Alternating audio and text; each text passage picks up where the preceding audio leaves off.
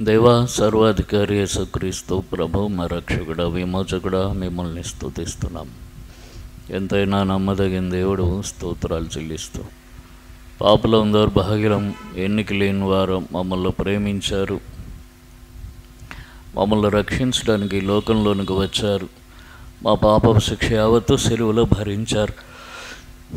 తండ్రి, మీరు కార్చిన పరిశుద్ధ రక్తధారలతో మా పాపములు అపరాధముల నుండి మాకు విడుదల విమోచనము ఇచ్చారు. విశ్వాసం ద్వారా కృపచేత గొప్ప రక్షణ ఇచ్చారు. మీరు దయచేసిన రక్షణలు ఇతను మీ క్షణం వరకు మమ్మల్ని భద్రపరిచారు. ఒకడు తన కనుపాపను కాపాడినట్లు కాపాడుతున్నారు. స్తోత్రాలు తండ్రి. ఈ ఉదయకాలంలో మరి ఒక పరిశుద్ధ ప్రభుదినాన్న తండ్రి, మీ మందిరంలో మీ సన్నిధిని చేరువచ్చి ధాన్యత ఇచ్చినందుకు వందనాలు ప్రభువా.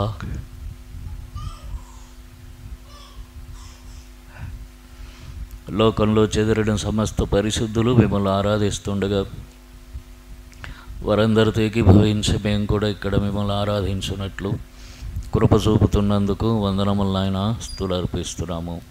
ఘనత మహిమ ప్రభావాలు మీకు ఆరోపిస్తూ ఈ స్థలం, ఈ ఆవరణం నన్ను మమ్మల్ని మీ రక్త ప్రోక్షణలు తెచ్చుకుంటున్నాం. పవిత్రపరచండి. మా అపరాధాలు, దోషాలు, తప్పిదాలు దయతో క్షమించమని బతిమలాడుతున్నాం తండ్రి. కోడిక ఆది నుంచి అంతవరకు శిరసత్వం వహించండి. పాడుకునే పాటలు దయచేయండి. కంఠమేకు, తాత్పర్యమేకు, భావమేకు తాళం పాడి మీ నామాన్ని మహింపరచటం సహాయం చేయండి. దేవా, వాయిద్యాలు వాయించేవారు కృపనివ్వండి. ధ్యానించే వాక్య భాగంలో మీ దాసును కొలతలను ఆత్మతో నింపండి, బలపరిచి వాడుకోండి. ఆత్మతో సత్యంతో యథార్థంగా ఆరాధించుకోవడానికి యోగ్యమైన రీతిలో బరిలో చేయమంచడానికి సహాయం చేయండి. సండే స్కూల్ పరిచయను దీవించండి. చిన్నపిల్లలు మిమ్మల్ని ఎరగగలుగుటూ సహాయం చేయండి ప్రభు. ఈ రీతిగా తండ్రి సమయం మాకు ఆశీర్వాదకరంగా చేయండి. బయట నుండి వచ్చే శబ్దాలు లయపరచండి. మేము కూర్చుండట, లేచుట, నిలుచుట, పాడుట,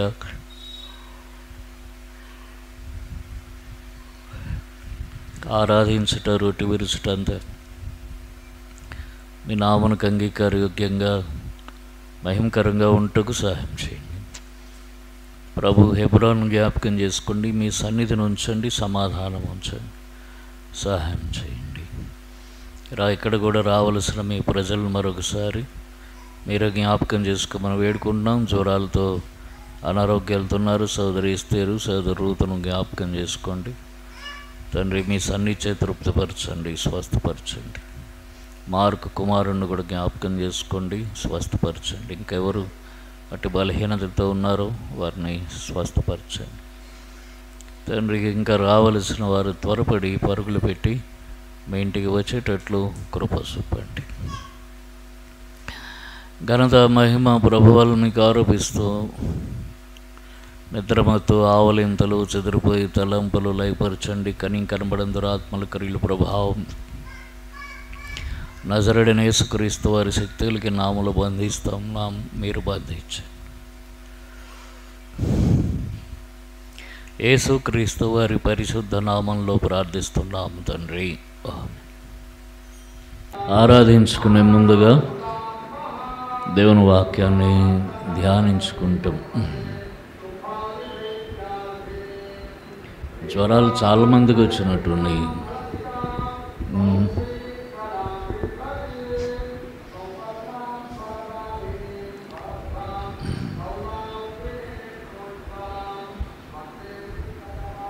మత్తయి సువార్త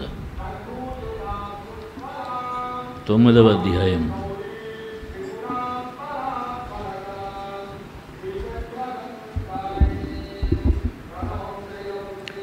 మత్తయి సువార్త 9వ అధ్యాయం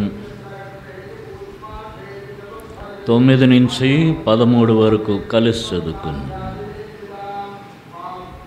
మత్తయి సువార్త 9వ అధ్యాయం 9 నుంచి 13 వరకు కలిసి చదువుకున్నాం.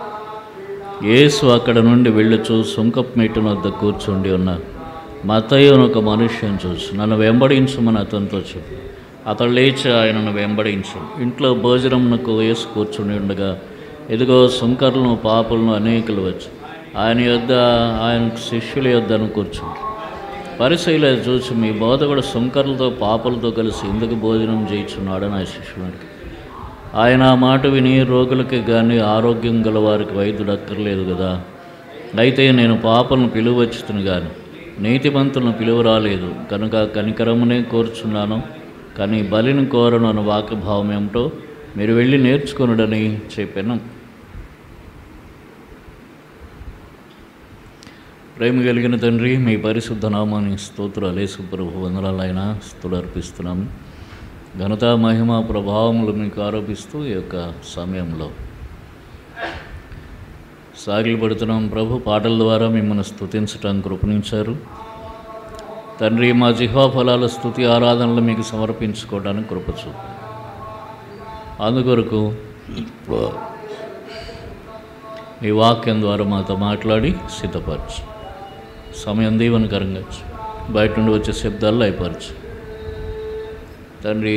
అనేకులు రాలేకపోయారు సమయానికి, మీరే రాగలిగే వారిని, ఆరోగ్యంగా ఉన్న వారిని వచ్చినట్లు నడిపించమని బతిమలాడుతున్నాము. సహాయం చేయి, మేలు దయచేయి, వాతావరణంలో నెమ్మది ఇవ్వండి. కనికనబడిన దురాత్మల క్రియల ప్రభావం నజరుడైన యేసుక్రీస్తు వారి శక్తి కలిగిన నామములో బంధిస్తుంది. మీ దాసును బలపరచండి, మీ పునరుత్థాన శక్తితో నింపండి, సహాయం చేయండి. యేసుక్రీస్తు వారి పరిశుద్ధ నామంలో ప్రార్థిస్తున్నాం తండ్రి. యేసు ప్రభు వారు ఆయన శిష్యులు ఉండగా అక్కడ మత్తయి ఇంట్లో ఆయనతో కూడా భోజనానికి ఎవరు వచ్చారట? సుంకరులు, పాపులు వచ్చారు. సుంకరులు అంటే ట్యాక్స్ కలెక్టర్స్, పన్ను వసూలు చేసేవారు. వారు ఏం చేస్తారనంటే రూపాయికి 4 రూపాయలు వసూలు చేస్తారు. అది వాళ్ళ సంగతి. అందుకే సుంకరులు పాపులు కలిపి చెప్తుంటారు. అంటే వాడు మహాపాపి అని అర్థం అన్నమాట. ఆ పరిసయ్యుడు ఏమన్నాడు? లూకాసు వార్త 18వ అధ్యాయంలో ఈ సుంకరుల వలె లేనందుకు అని అన్నాడు. అంటే ఆ సుంకరు ఎట్లా ఉంటాడు? వానికి ఏమి నీతి నియమాలు ఏమి ఉండవు. రూపాయికి 4 రూపాయలు వసూలు చేస్తాడు అంతే. తప్పుడు లెక్కలు రాస్తాడు. ఇక వాని పరిస్థితి. వారు వచ్చారట యేసుప్రభు దగ్గరికి. తర్వాత పాపులు వచ్చారట. వీరిని పరిసయ్యులు, శాస్త్రులు రానివ్వరు, వారితో భోజనానికి కూర్చొనివ్వరు. అయితే యేసుప్రభు వారు వారిని భోజనానికి కూర్చొని ఇచ్చాడు. అంటే ఆయనతో సహవాసానికి రానిచ్చాడు. ఇది గొప్ప విషయం. కనుక వారు అన్నారు, మీ బోధకుడు ఏమంటున్నారు? సుంకరులతో పాపులతో కలిసి ఎందుకు భోజనం చేస్తున్నాడు అని అడిగారు. 11వ వచనం. 12వ వచనంలో ప్రభు అన్నాడు, ఆయన ఆ మాట విని రోగులకే కానీ ఆరోగ్యం గల వారికి వైద్యుడు అక్కర్లేదు కదా, అయితే నేను పాపులను పిలువచ్చేదని కానీ నీతిమంతులను పిలువరాలేదు కనుక కనికరంని కోరుచున్నాను కానీ బలిని కోరను అని వాక్యభావం ఏమిటో మీరు వెళ్ళి నేర్చుకొనుడి అని అన్నాడు. పాపులను పిలువచ్చాను ఒకటి, కనికరమును కోరుతున్నాను, బలిని కోరను, నీతిమంతులను పిలువరాలేదు అని అన్నాడు. యేసుప్రభు వారి లోకంలోనికి తనతో సహవాసానికి ఎవరిని పిలిచాడు? పాపులను పిలవడానికి వచ్చాడు. కాబట్టి దేవుని యొక్క పిలుపు ఎంతో శ్రేష్టమైనది. ఆ పిలుపు ఎటువంటిదో చూడండి. ఆయన ఏమని పిలిచాడు? మత్తయి సువార్త 11:28 ప్రయాసపడి భారము మోసుకొనుచున్న సమస్త జనులారా నా యొద్దకు రండి, నేను మీకు విశ్రాంతినిస్తానని పిలిచాడు. ఆ పిలుపు ఎంతో శ్రేష్టమైనది. ఆ పిలుపు ఎటువంటిదో చెప్తాడు. హెబ్రీయులకు రాసిన పత్రిక 3వ అధ్యాయం 1వ వచనం చదవండి ఎవరన్నా.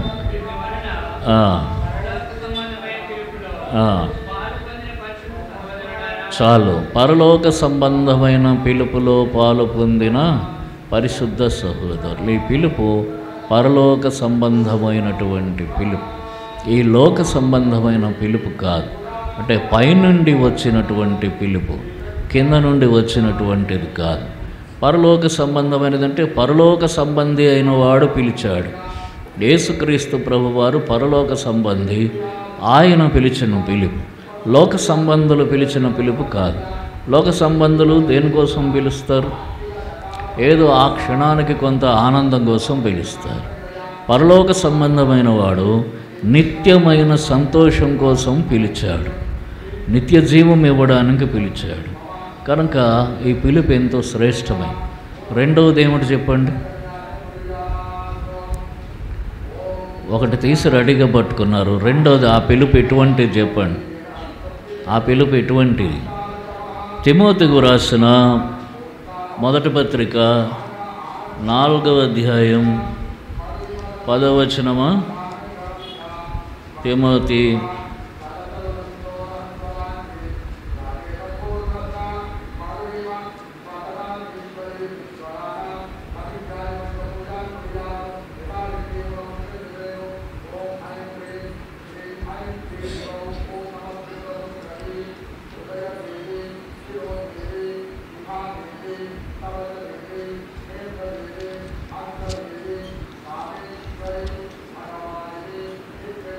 రెండవ తిమోతి 1:10. 2వ తిమోతి 1:10 అక్కడ మధ్యలో ఉంది చూడండి. మనలను రక్షించి పరిశుద్ధమైన పిలుపుతో ఆయన మనలను పిలిచాను. కాబట్టి దేవుడు పిలిచిన పిలుపు ఎటువంటి పిలుపు? అది పరిశుద్ధమైన పిలుపు, అపరిశుద్ధమైన పిలుపు కాదు, అపవిత్రమైన పిలుపు కాదు. ఒక తాగుబోతు పిలిచాడు అనుకోండి, అది అపవిత్రమైన పిలుపు. ఒక వ్యభిచారి పిలిచాడు అనుకోండి, అపవిత్రమైన పిలుపు. ఒక విగ్రహారాధకుడు పిలిచాడు అనుకోండి, అపవిత్రమైన పిలుపు.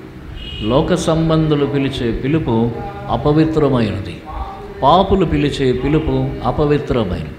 అయితే పరిశుద్ధుడైన ప్రభు, ఆయన పరిశుద్ధుడు, ఆయన పిలిచిన పిలుపు కూడా ఎటువంటిది? పరిశుద్ధమైనది. పరిశుద్ధమైన పిలుపుతో పిలిచాడు మనలను. కాబట్టి ఇది శ్రేష్టమైన పిలుపు. నేను పాపులను పిలువచ్చి తిని. మనమందరం పాపులమే. మనలను పరలోక సంబంధమైన పిలుపుతో, పరిశుద్ధమైన పిలుపుతో పిలిచాడు. ఫిలిప్పీలకు రాసిన పత్రిక 3వ అధ్యాయం 13వ వచనం, 14వ వచనం.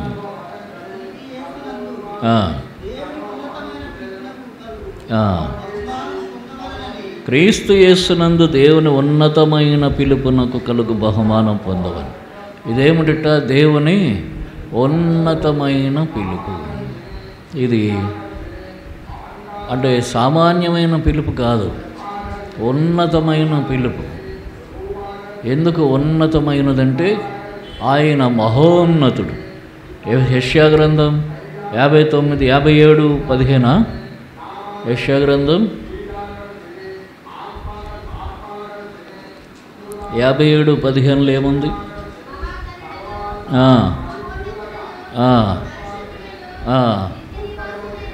చాలు. మహాఘనుడు, మహోన్నతుడు, పరిశుద్ధుడు. ఆయన పరిశుద్ధుడు గనుక ఆయన పిలుపు పరిశుద్ధమైనది. ఆయన మహోన్నతుడు గనుక ఆయన పిలుపు ఉన్నతమైనటువంటి పిలుపు, అంటే గొప్ప పిలుపు, ఉన్నతమైన పిలుపు. ఇప్పుడు ఎవరినైనా ప్రెసిడెంటో, ప్రైమ్ మినిస్టరో, ముఖ్యమంత్రో, గవర్నరో ఇటువంటి వాళ్ళు పిలిచారు అనుకోండి, ఎంత పిలిస్తే ఆ పిలుపు ఎటువంటిది?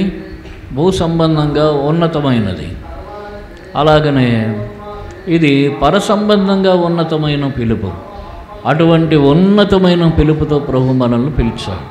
ఈ పిలుపుకు దేవుడు యేసుక్రీస్తు ప్రభువారు మనల్ని పిలిచిన పిలుపుకు 3 విధములైనటువంటి గొప్ప లక్షణాలు ఉన్నాయి. ఒకటి, అది పరలోక సంబంధమైనది. 2, అది పరిశుద్ధమైనది. 3వది, అది ఉన్నతమైనది. ఇటువంటి పిలుపుతో ప్రభు మనల్ని పిలిచాడు. ఎవరు అని పిలిచాడు? మనం పరిశుద్ధులమా? కాదు. తర్వాత మనం పరలోక సంబంధులమా? కాదు, ఈ లోక సంబంధులం. మనము ఉన్నతమైన వారమా? కాదు, మనం నీచులము, అసహ్యులము. అటువంటి మనలను పిలిచాడు. దేనికి పిలిచాడు? ఆయన సహవాసానికి పిలిచాడు, ఆయనతో భోజనానికి పిలిచాడు. నా యొద్దకు రండి అని పిలిచాడు. తరువాత పిలిచి ఏం చేశాడు? మన మీద కనికరం చూపాడు. అక్కడ అన్నాడు మత్తయి సువార్త 9వ అధ్యాయంలో ప్రభు చెప్పిన మాట, నేను కనికరమునే కానీ బలిని కోరను. పాపులందరూ స్వాభావికంగా దైవోగ్రతకు పాత్రులైనటువంటి వారు. చదవండి, ఎక్కడుంది అది? ఎఫెసీయులకు రాసిన పత్రిక 2వ అధ్యాయం. ఎఫెసీయులకు రాసిన పత్రిక 2వ అధ్యాయము 3వ వచనం. 3వ వచనమా? శరీరం యొక్కయు మనస్సు యొక్కయు కోరికలు నెరవేర్చుకొనుచు మన శరీరాశలను అనుసరించి మునుపు ప్రవర్తించుచు కడమవారి వలనే స్వభావ సిద్ధంగా దైవోగ్రతకు పాత్రులమై ఉంటుంది. స్వభావ సిద్ధంగా దేవుని ఉగ్రతకు పాత్రులం. అటువంటి మనలను పిలిచాడు. పిలిచి కనికరం చూపిస్తున్నాడు. నేను కనికరమునే కానీ బలిని కోరను అని అన్నాడు. బలి అంటే ఏమిటి? మనకు రావలసిన శిక్ష ఏముంటుంది? నిత్య నరకం, అగ్నిగంధకాలతో మండే గుండం. దానిని కోరలేదు కానీ మన ఎడల కనికరం చూపిస్తున్నాడు. అను వాక్య భావము మీరు పోయి తెలుసుకొనుడి అని అన్నాడు. చూడండి, మీరు వెళ్ళి నేర్చుకొనుడి అని అన్నాడు. ఆ వాక్యం ఎక్కడుంది? హోషేయ గ్రంథం. చెప్పండి ఇక్కడ. హోషేయ గ్రంథము 6వ అధ్యాయము 6వ వచనం. హోషేయ గ్రంథం 6:6. నేను బలిని కోరను కానీ కనికరముని కోరుచున్నాను. చాలు. నేను బలిని కోరను కానీ కనికరముని కోరుతున్నాను. కనికరం ఏం చేసిందిట? మన శిక్షను కొట్టివేసింది. దేవుని కనికరము ఆయన మన శిక్షను కొట్టివేసింది. అంతేకాదు, తీతుకు రాసిన పత్రిక 3వ అధ్యాయం. తీతుకు రాసిన పత్రిక 3వ అధ్యాయం 5వ వచనం ఏముంది అక్కడ? కాక తన కనికరము చొప్పునని పునర్జన్మ సంబంధమైన స్నానము ద్వారా పరిశుద్ధాత్మనకు నూతన స్వభావం కలుగు చేయటం ద్వారా మనల్ని రక్షించను. మనము నీతిని అనుసరించి చేసిన క్రియల మూలంగా కాదు. మనం ఏం చేసిన క్రియల వల్ల మనకు ఈ రక్షణ రాలేదు. తన కనికరం చొప్పున వచ్చింది. ఆ కనికరంతో పునర్జన్మ సంబంధమైన స్నానం, యేసుక్రీస్తు ప్రభువారు శిలువలో కార్చిన రక్తంతో మనల్ని కడిగాడు, పవిత్రపరిచాడు. ఆ స్నానం ద్వారా మనం తిరిగి జన్మించాం. మనల్ని ఏమన్నాడు? మనలను రక్షించెను. ఈ గొప్ప రక్షణ మనకు ఆ విధంగా అనుగ్రహించబడింది. చూడండి, పేతురు రాసిన మొదటి పత్రిక 1వ అధ్యాయం. 1 పేతురు 1వ అధ్యాయం 4వ వచనం. మన ప్రభువునకు యేసుక్రీస్తు తండ్రి అయిన దేవుడు స్తుతింపడునుగాక. మృతుల్లో నుండి యేసుక్రీస్తు తిరిగి లేచడం వలన జీవంతో కూడి నిరీక్షణ మనకు కలుగునట్లు, అనగా అక్షయమైనదియో నిర్మలమైనదియో వాడబారనదియోనైన స్వాస్థ్యం మనకు కలుగునట్లు ఆయన తన విశేష కనికరము చొప్పున మరల మనలను జన్మింపజేసిన విశేష కనికరం. ఈ కనికరం ఎటువంటిది? విశేషమైనది, ఎంతో గొప్ప కనికరం. ఆ గొప్ప కనికరాన్ని బట్టి మనల్ని తిరిగి జన్మింపజేసి మనకు రక్షణ ఇచ్చాడు. తన దగ్గరకు పిలిచి, పాపులమైన మనల్ని తన దగ్గరకు పిలిచి తన విశేష కనికరం చొప్పున మనల్ని తిరిగి జన్మింపజేశాడు, రక్షణ ఇచ్చాడు, మనల్ని కడిగి పవిత్రపరిచాడు. ఇంత గొప్ప రక్షణను మనం పొందాము. ఆయన కనికరమును బట్టి దీన్ని పొందాము. ఆయన కనికరం చూపుటి యందు సంతోషించువాడు. చూడండి, మీకా గ్రంథము 7వ అధ్యాయం.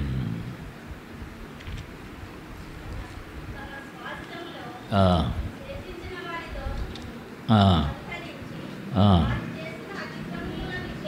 18వ వచనం.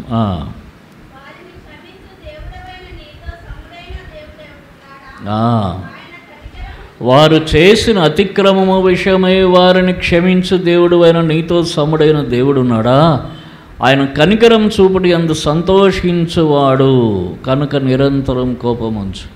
కనికరం చూపుటి అందు సంతోషించువాడు కనుక మన యందు కనికరం చూపి మనల్ని తిరిగి జన్మింపజేసి మనకు గొప్ప రక్షణనిచ్చాడు. మనమైతే స్వభావ సిద్ధంగా ఆయన కోపానికి మాత్రమే పాత్రులం కానీ ఆయన కనికరానికి పాత్రులము కాదు. ఈలాగన మనలను ఉన్నతమైన పరలోక సంబంధమైన పరిశుద్ధ పిలుపుతో పిలిచి తన కనికరం చొప్పున మనల్ని క్షమించి కడిగి పవిత్రపరిచి రక్షించి ఇప్పుడేం చేశాడు? ఆయనతో సహవాసం ఇచ్చాడు. ఎందుకంటే సుంకరులు పాపులు ఏం చేస్తున్నారట? యేసు ప్రభు వారితో కూడా భోజనంలో కూర్చున్నారు. పాపులమైన మనలను ఆయనతో సహవాసానికి పిలిచాడు. 1 కొరింథీ 1:9 ఏముంది? చదవండి. 1 కొరింథీ 1:9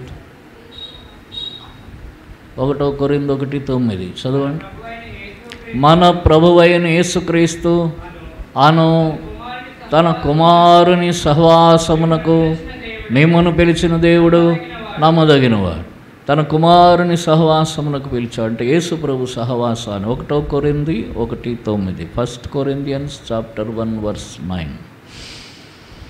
కాబట్టి ఆయన కుమారుని సహవాసం యేసు ప్రభు సహవాసానికి మనల్ని పిలిచాడు. ఆయనతో కూడా కూర్చుంటాం, ఆయనతో నిలుస్తాం, ఆయన మనతో మాట్లాడతాడు, మనం ఆయనతో మాట్లాడతాం, ఆయనతో కలిసి భోజనం చేస్తాం.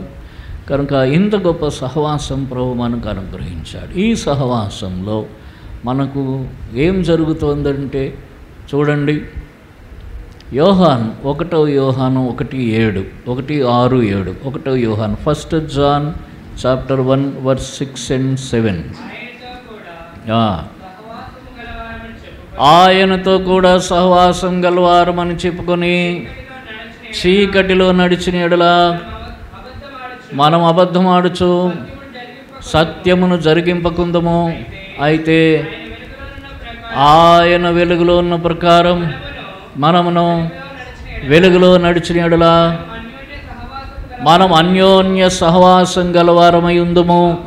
అప్పుడు జాగ్రత్త వినండి, ఆయన వెలుగులో నడిచిన ప్రకారం మనమును వెలుగులో నడిచిన ఎడల నడవటం, కలిసి నడవటం సహవాసం అంటే మనం అన్యోన్య సహవాసం గలవారమై ఉందాం. అంటే ఒకరితో ఒకరు సహవాసం కలిగి ఉన్నాం.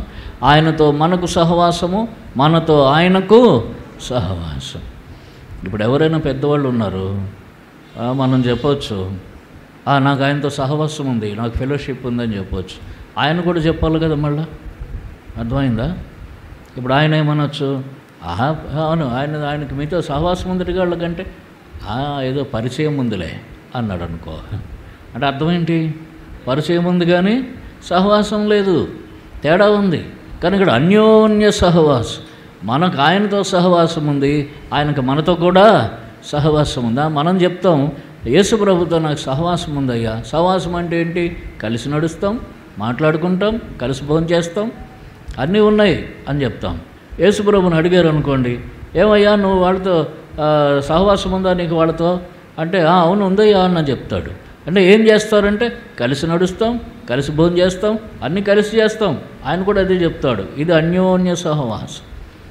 ఇంత గొప్ప ధన్యత, ఆధిక్యత భూమి మీద పాపులం దుర్మార్గులమైన మనకు దయచేసి అన్యోన్య సహవాసం గలవారమైందు. అప్పుడు ఆయన కుమారుడైన యేసు రక్తం ప్రతి పాపము నుండి మనలను పవిత్రులుగా చేస్తుంది. మనం ఆయన సహవాసంలో ఉండగా మన ఈ యాత్రా జీవితంలో చేసే ప్రతి దోషం, అపరాధం, అపవిత్రత, పాపం అన్నీ క్షమించబడి కడిగి పవిత్రపరచబడుతున్నాము. అంటే నిరంతరము పరిశుద్ధులంగా మనం జీవిస్తున్నాం. తప్పులు చేస్తున్నాం, వెంటనే ప్రభు క్షమించి మనల్ని పవిత్రపరుస్తున్నాం. అలాగనే దుర్మార్గమైన తప్పులు కాదు, ఆయన విడిచిపెట్టి వెళ్ళే తప్పులు కాదు. అర్థమైందా? జీవం గల దేవుని విడిచిపోవునట్టి దుష్ట హృదయం మీలో ఎవరికైనా ఉండనేమోనని జాగ్రత్తగా చూసుకొనుడి అని అన్నాడు హెబ్రీ పత్రికలో. అటువంటిది కాదు, కానీ మన దైనందిక జీవితంలో చేసే చిన్న చిన్న పొరపాట్లు, తప్పిదాలు, దోషాలు ప్రభు క్షమించి తన రక్తంతో పవిత్రపరుస్తున్నాం. తన సహవాసం వలన మనం ఎల్లప్పుడూ పవిత్రంగా ఉంటున్నాం. నిప్పు పక్కన ఉన్నాం అనుకోండి, మన ఒళ్ళు ఎప్పుడు ఎట్లా ఉంటుంది? వేడిగా ఉంటుంది. మంచు పక్కన ఉన్నాం అనుకోండి, అప్పుడు ఒళ్ళు ఎట్లుంటుంది? అదన్నమాట సహవాసంలో పవిత్రత. అంటే యేసు ప్రభు వారి పక్కన మనం ఉన్నాము కాబట్టి మనం ఎప్పుడు వేడిగానే ఉంటాం, అంటే మనం కూడా పవిత్రంగానే ఉంటాము. అది ఆయనకు దూరంగా ఉంటే మంచు దగ్గరికి పోతాం. అది ఎవడు? సాతాను. వాడు చల్లగా ఉంటాడు, చల్లని పనులే చేస్తాం. అందుకని ప్రభు అన్నాడు, నువ్వు వెచ్చగానైనా లేవు. వెచ్చగా ఉన్నది యేసు ప్రభు వారు, చల్లగా ఉన్నది సాతాను. దేవునికి స్తోత్రం. మనమైతే దేవునితో ఉండి ఆ సహవాసములో ఆ పవిత్రతను మనం కలిగి ఉన్నాము కనుక ప్రభువును స్తుతిస్తాము. తరువాత ఆయన సహవాసం వల్ల మనకింకా ఏం కలుగుతుంది? అక్కడ చూడండి, యోబు గ్రంథం 22వ అధ్యాయం. యోబు గ్రంథం 22వ అధ్యాయం 21వ వచనం.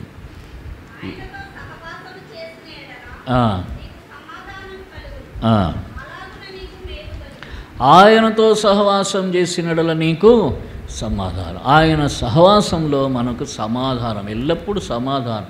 ఎన్నో సమస్యలు ఉంటాయి. ఇక భూమి మీద మనం బతుకుతున్నామనంటే సమస్యలు లేకుండా ఎవడు బ్రతకడు. ఒకవేళ ఈరోజు లేకపోతే రేపు వస్తుంది, నిన్న లేకపోతే ఇవాళ వస్తుంది, ఇవాళ ఉన్న సమస్య రేపు పోతుంది, ఈరోజు లేకపోతే రేపు వస్తుంది. అబ్బా వీడికి ఏ ప్రాబ్లం లేదనుకుంటే వాడికి లోపల ఎన్ని ఉన్నాయో మనకు తెలియదు. ఒక ఆయన చెప్పాడు, ఒక ఆయన వచ్చాట, బ్రదర్ హౌ ఆర్ యూ అని అడిగాడు రెండో ఆయన. I'm very fine, I'm healthy అని అన్నట్ట. ఆ తర్వాత భోజనం ముందు తీసేట, ఏది డబ్బా, దాని నిండా మందులే. ఇంత పెద్ద డబ్బా తీసేట, దాని నిండా మందులే. ఏమని చెప్తున్నాడు? ఐఎమ్ ఫైన్ అన్నట్ట. కాబట్టి బయటకు తెలియదు సమస్యలు, ఎవరి సమస్యలు వాళ్ళకు ఉంటాయి. ఇప్పుడు చిరిగిన బట్టలు వేసుకున్నాడు దరిద్రుడు కాదు, అర్థమైందా? నాలా కోట్లు వేసుకున్నాడు ధనవంతుడు కాదు. మాకు ముందు తరం సేవకులు ఉన్నారు, మాకు ముందు తరం సేవకులు చాలామంది. వాళ్ళు చిరిగిన బట్టలు వేసుకొని తిరిగేవారు. వీడు దరిద్రుడేమనుకుంటే లక్షల లక్షల బ్యాంకులు వేసుకున్నారు వీళ్ళు, అర్థమైందా? మా తరం సేవకులు ఉన్నారు, ఊరికే బడాయి మంచి బట్టలు గట్టలు షూస్ అవి ఇవి వేసుకుంటారు, అసలు లేదు. కాబట్టి బయటికి ఏం తెలియదు, చాలా అసమాధానం మన జీవితంలో ఉంటుంది. దేవునితో కూడా ఆయనతో కూడా సహవాసం చేసిన యెడల నీకు సమాధానం కలుగును, అలాగున నీకు మేలు కలుగును. కనుక మన జీవితాల్లో గొప్ప సమాధానం దేవుని ద్వారా పొందుతాం. సమస్య ఉంటుంది, ఆ సమస్యతో వెంటనే సమాధానం మనలో ఆవరిస్తుంది. సమస్య మనల్ని బాధించదు, సమస్య మనల్ని తీసుకుపోదు, సమస్య మనల్ని కృంగదీయదు, అర్థమైందా? కనుక ఆ సహవాసంలో మనం ఈ నెమ్మదిని పొందుతూ ఉన్నాం. మన సమస్య ఆయనకే చెప్పుకుంటాం, ఎందుకంటే పక్కనే ఉన్నాడు. పెద్ద గట్టిగా అరవక్కర్లేదు, ప్రభువా మళ్ళీ ప్రాబ్లం వచ్చింది, మళ్ళీ అదే సమస్య, లాస్ట్ టైం నీకు చెప్పాను కదా, నీకు చెప్తే అదేదో తీరింది అనుకున్నాను, మళ్ళీ వచ్చింది అంటే ప్రభు అంటాడు, సరే మళ్ళీ వచ్చిందా, నేను మళ్ళీ ఉన్నాను కదా, నేను మళ్ళీ తీరుస్తాలే. కనుక రాలాగున మనకేమొస్తుంది? గొప్ప సమాధానం. అందుకే ప్రభుతో సమాధానం, సహవాసం ఉండాలి. అట్టి గొప్ప సహవాసానికి ప్రభు మనల్ని పిలిచాడు. తర్వాత ఇంకొకటి చూడండి, అక్కడ నిర్గమకాండంలో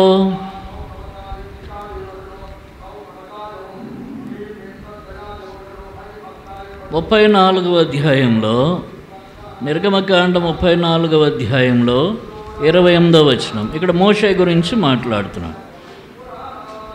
27 నుంచి, మరియు యెహోవా మోషేతో ఇట్లనెను, ఓయ్ బుజ్జి కూర్చో కూర్చో కూర్చో, అక్కడే కూర్చో. 27, మరియు యెహోవా మోషేతో ఇట్లనెను, ఈ వాక్యములు వ్రాసుకొనుము, ఏలనగా ఈ వాక్యమును బట్టి నేను నీతోనూ ఇశ్రాయేలుతో నిబంధన చేసి ఉన్నాను.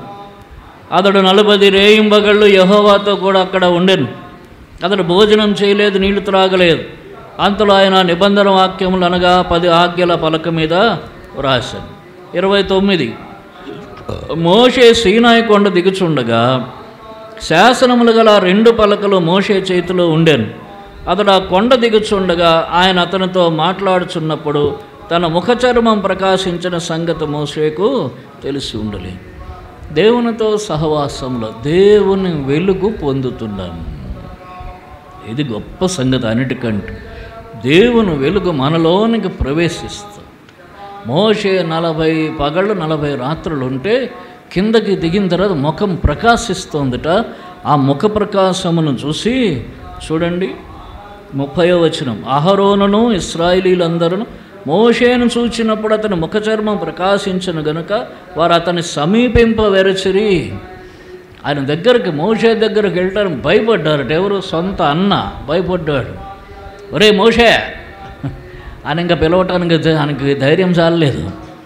ఒరే ఇదేంట్రా ఇట్లా ఉన్నాడు, పైనుంచి కిందకు వస్తుంటే దేవదూతలాగా ఉన్నాడు, మెరిసిపోతున్నాడు, వెలుగుతో ఉన్నాడు. కనుక దేవుని సహవాసం మనను వెలుగుతో నింపుతుంది. ఆయన వెలుగులో ఉన్న ప్రకారం మనం వెలుగులో నడిచిన యెడల, మనం అన్యోన్య సహవాసం గలవారమై ఉంటే ఆయన వెలుగు మనలో నింపబడుతుంది. అందుకని యోహాను సువార్త 8:12 చదవండి. యోహాను సువార్త 8:12.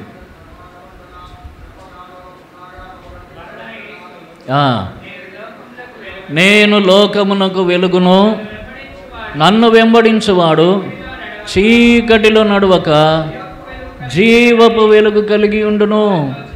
కనుక నన్ను వెంబడించువాడు అంటే ఆయనతో సహవాసం కలిగి ఉన్నవాడు ఎట్లా ఉంటాడట? చీకట్లో ఉండడు, జీవపు వెలుగు వానిలోనే ఉంటుంది.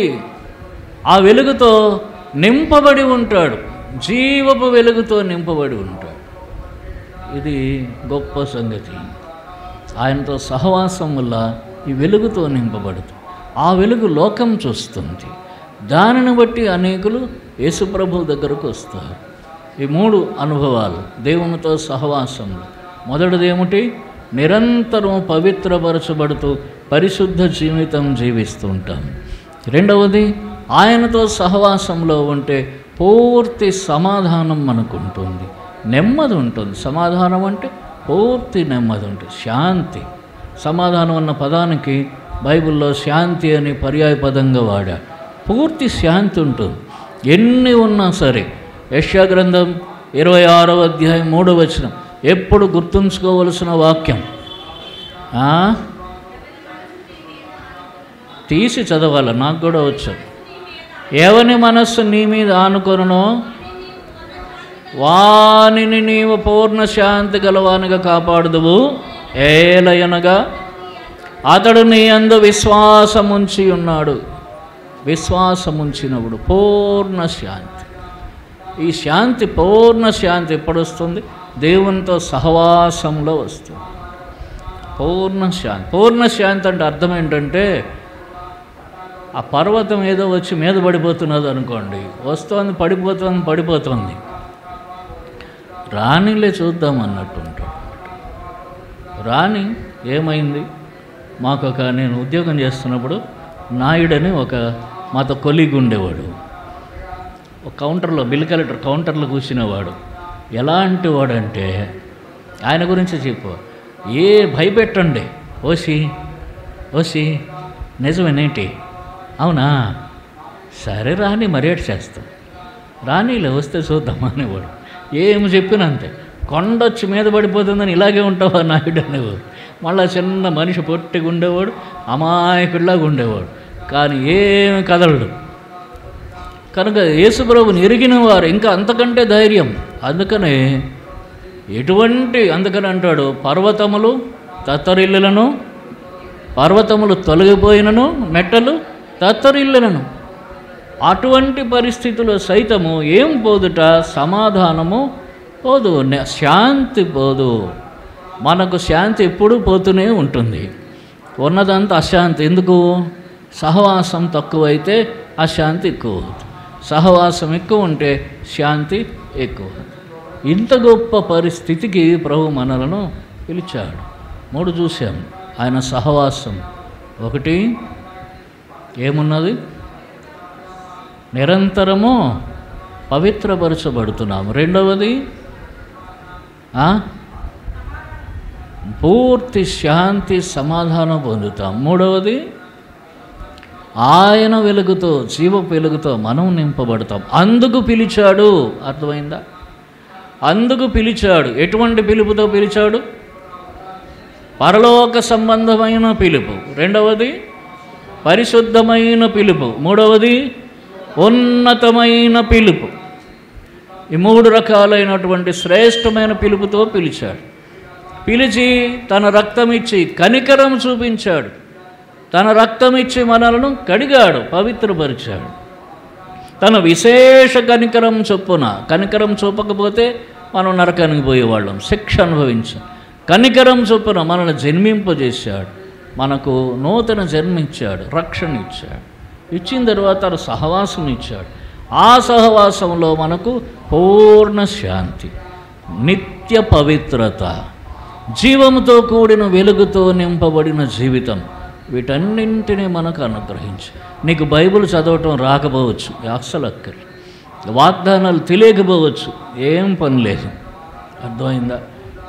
దేవునితో కూడా గడుపుతూ ఉంటే ప్రార్థన చేయటం అంతే. ప్రభువా, నువ్వు నాతో ఉండు, నేను నీతో ఉంటా, అంతే చాలు. నేను నీతో ఉంటా, నువ్వు నాతో ఉండు. అట్లా దేవునితో గడిపితే ఈ సహవాసంలోని ఆశీర్వాదాలు సమృద్ధిగా దొరుకుతాయి, వెలిగిపోతూ ఉంటాం. ఇంత గొప్ప ధన్యత. అపాత్రులమైన మనం, పాపులం, దుర్మార్గులం, సుంకరులకు, పాపులకు మనం కూడా స్నేహితులం. మనమే పాపులం, మనమే మోసం చేస్తాం. దొరికితే వదిలేస్తామా? ఎవరినన్నా దొరికితే వదలం. ఇప్పుడంటే యేసుప్రభుని ఎరిగాం కాబట్టి కొద్దిగా భయపడతాం. అమ్మో, దేవుడు ఏమంటాడు, ఎందుకు వచ్చిందిలే. అదే యేసుప్రభు తెలియకపోతే ఆ మోసగాళ్ళకు మోసగాడు, మనం ఎన్నప్పుడు పట్టుగాడు. అర్థమైందా? కాబట్టి అన్ని రకాలు ఉన్నాయి మన దగ్గర. అటువంటి మనలను మనం దేనికి? నిత్య శిక్షకు పాత్రలం. ప్రభు కృప చూపాడు. కృప చూపి మనలను తన కనికరం చూపున మన పాపములు క్షమించి తన రక్తంతో కడిగి పవిత్రపరిచాడు. తన సహవాసంలోని ఆశీర్వాదములు ఇచ్చాడు. పూర్ణ శాంతినిస్తున్నాడు. కాబట్టి వీటిని బట్టి ప్రభువును మనం ఇందుకొరకే పరలోకం విడిచి లోకంలోనికి వచ్చి మన పాపపు శిక్ష యావత్తు భరించాడు, రక్తం కార్చాడు, సిలువలో వేలాడాడు, సమాధిని గెలిచాడు, తిరిగి లేచాడు, మరల రాబోతున్నాడు. కనుక మనం దేవుడిచ్చిన ఆశీర్వాదాలను బట్టి ప్రభు సన్నిధిలో ప్రభువును కొద్ది సమయం క్లుప్తంగా ఆరాధించుకుందాం.